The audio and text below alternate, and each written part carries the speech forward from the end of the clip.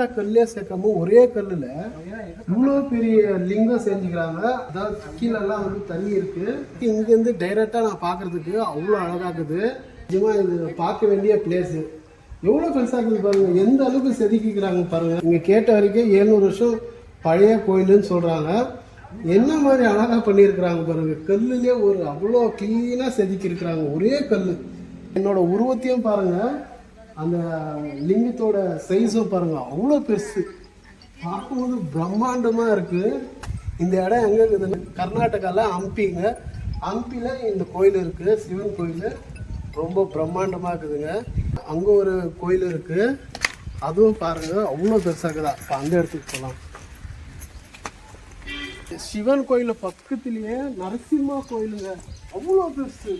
உங்களுக்கு தெரியாது, வந்து பாருங்கள்.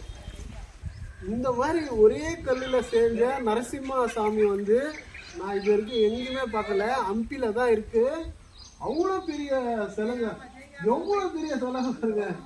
எனக்கு பார்க்கும்போது ஆச்சரியமாக இருக்குது. இவ்வளோ பெரிய சிலை, அதுவும் ஒரே கல்லில் செதுக்கிறாங்கன்னா இந்த கோயிலும் வந்து 700 வருஷத்துக்கு மேலே தான் அப்படின்னு சொல்கிறாங்க. இங்கே கேட்ட வரைக்கும் நான் தெரிஞ்சுக்கிறது. அவங்க என்ன சொன்னாங்க, 700 வருஷத்துக்கு முன்னாடியே கட்டின கோயில் இதெல்லாம். அதுவும் ஹம்பியில் ரொம்ப பிரம்மாண்டமாக இருக்குது. அந்த சிவனும் பிரம்மாண்டமாக இருக்குது, இந்த நரசிம்ம சாமியும் ரொம்ப பிரம்மாண்டமாக இருக்குதுங்க. நிஜமாக நீங்கள் எல்லாம் வந்து பார்க்க வேண்டிய, பட் உள்ளே விட மாட்டாங்க. இந்த மாதிரி கேட் போட்டிருக்கிறாங்க. இந்த கேட்டு வெளியாக நம்ம பார்த்துக்கணும்.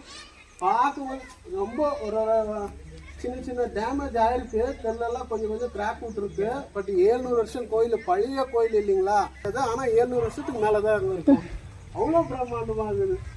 வா, சூப்பர் தான் சொல்லுவேன். பாருங்கள், என்னோட உருவத்துக்கும் நரசிம்ம சாமியோட உருவத்துக்கும் பாருங்கள் ஒரே கல்லை செஞ்சுக்கிறாங்க.